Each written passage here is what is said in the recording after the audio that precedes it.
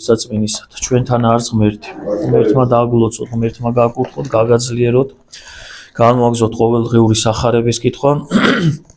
დღეს იკითხება ლუკას სახარებლის მე-9 თავის 12-18 მუხლები. და ვითარ საიწყო დღემან მიდრეკად მოვიდეს 12 იგი და რქვეს მას. განუტევერი ესე რაითა წარვიდეს გარემო დაბნებსა და აგარაკებსა და დაადგრენ მუნ. და პოუნ საზდელი თავისა მათისაი რამეთო აჰა უდაბნოს ადგილსა ვართ.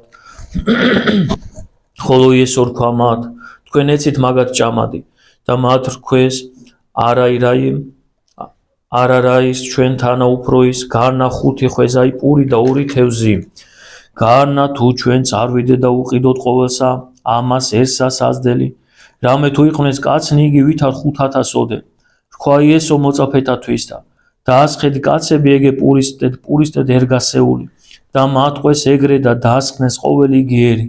ხოლო თავადმა მოიღო 5 იგი პური და 2 თევზი და აღიხილნა თვალნი ზეცა და აკურთხნა იგინი და დამუსრა და მისცემდა მოწაფეთა რაითა დაუგონ ერთს ამას და ჭამეს და განთქმეს ყოველი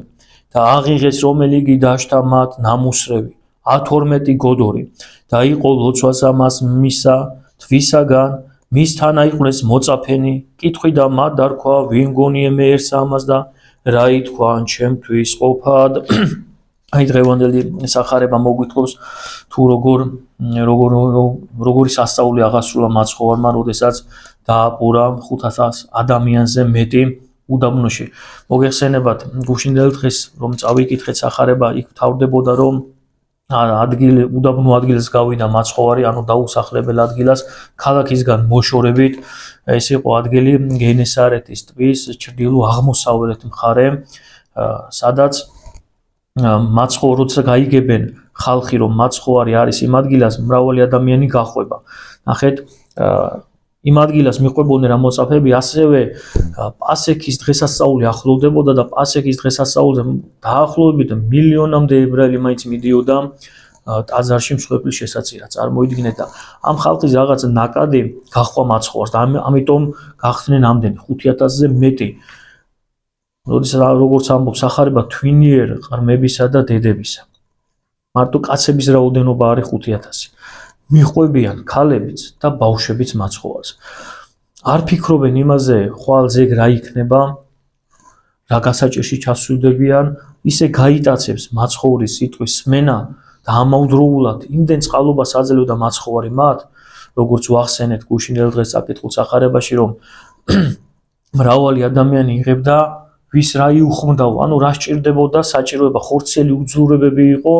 რომელსაც მაცხოვარი მათი რწმენის აღიარების გარეშე აძლევდათო რატომ იმიტომ რომ როგორც უკვე ვთქვით ამ დროს როდესაც ხალხი იქ მიდიოდა უკვე მათი მხრიდან გამოხატული იყო სარწმუნოება მიდიან უდაბნოში მიყვებიან მაცხოვარს ისმენენ მისას და ეს უკვე ნიშნავდა რომ მათ წამდათ მისი საქმეების და ამიტომაც მრავალმა ადამიანმა რწმენის აღიარების გარეშე მიიღო ის რაც სჭირდებოდა განიკურნებოდნენ მრავალნი და ხდება ესე რომ მოციქულები ხედავენ რომ გვიანია უკვე რამდენიმე დღეა ამ ადამიანებს ესე ვთქვათ რაც მარაგი ქონდათ საკვების ამოწურული აქვთ ესე რომ ვთქვათ არიან მშივრები და მოციქულები ესე ვთქვათ შუამდგომლობენ მაცხოვართან რომ აი მალე მიეცი ის რაც სჭირდება და გაუშვათ რომ ახლოს სახლებოს ქალაქში მივიდნენ და იყიდონ ის რაც საჭიროა მათთვის რომ ესე ვთქვათ მშივრები ცუდად არ გახდნენ და მაცხოვარი ეთქვის რომ თქვენ უნდა მისცეთ მაგათ ჭამადი მაცხოვარმა არ უწყოდა ეს ყოველივე არ უწყოდა რომ წინ და წინ რა თქმა უნდა სასწაულს აღასრულებს და პურებს გამრავლებს მაგრამ არა ნახეთ მაცხოვარმა უნდა რომ ჩაერთონ თვითონ მოციქულები და ხალხის და ხალხმა იგზნოს საჭიროება რომ მათ სჭირდებათ რომ ხალხისგან მოდიოდეს რომ პირველ სასწაულის დიდებულება გამოჩნდეს ის რაც უნდა აღასრულოს რომ მაგალითად რომ ეს მოჩვენებითი არ იყო მაგალითად არ შიოდა და მისამათ არა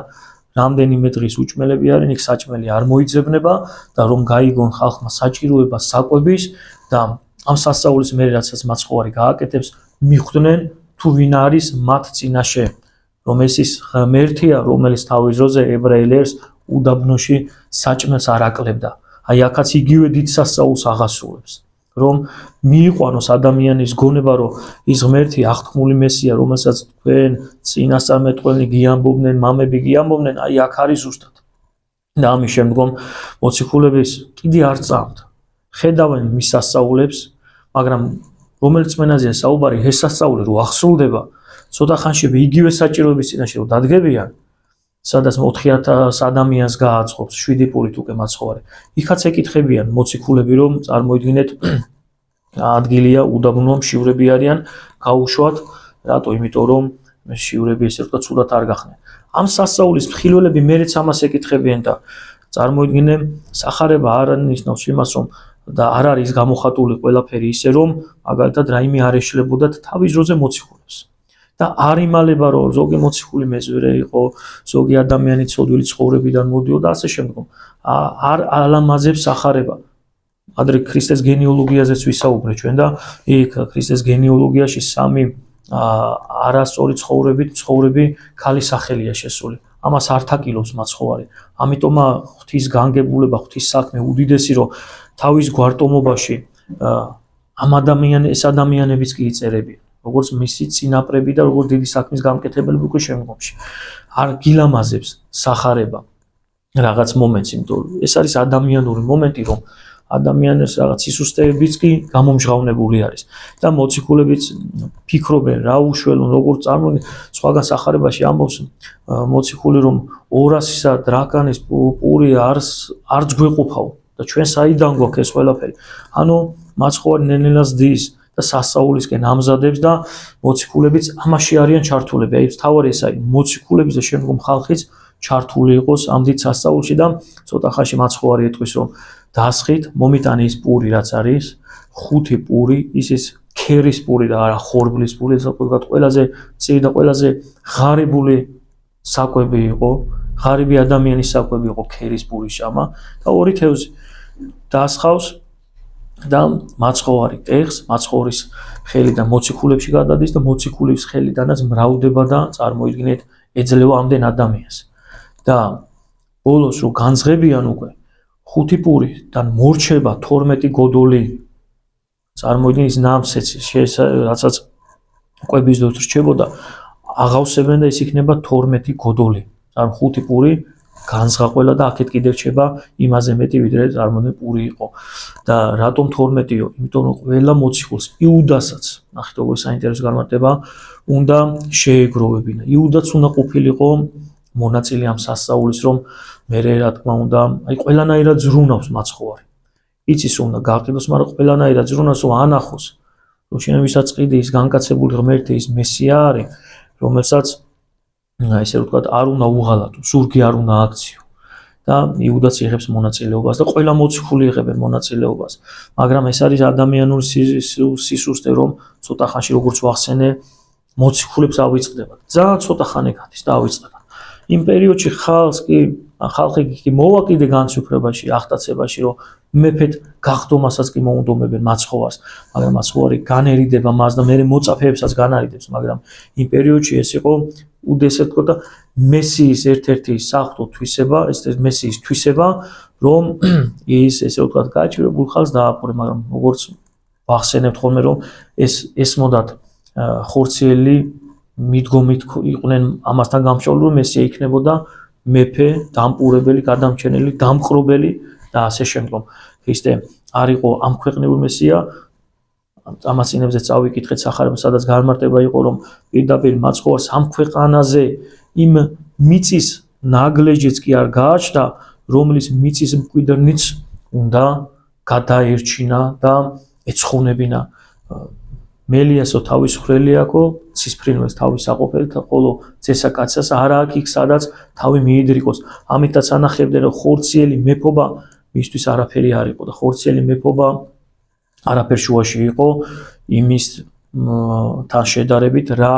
მეფობას რა წყალობაც რა სიკეთეც რა სიმდიდრეც ელოდებოდა ადამიანს მისი გამომხსნელობითი მსხვერპლის შეწივის შემდგომ რომ ყველა ადამიანისათვის ცათა სასუფევლის კარიბჭე განიხვნებოდა და ყველა ადამიანს ცხონების საშუალება ექნებოდა და ყველა ადამიანი მოწოდებული იქნებოდა ცხონებისათვის. აი ესეთი იყო დღევანდელ დღე მცირედი საკითხავი სახარებისა, რომელიც ქრისტეს ერთ-ერთ უდიდეს სასწაულს ეძღვნებოდა. ღმერთმა დაგლოცოთ, გაგურთლოთ და გაგაცლებთ. ჩვენთან არის ღმერთი.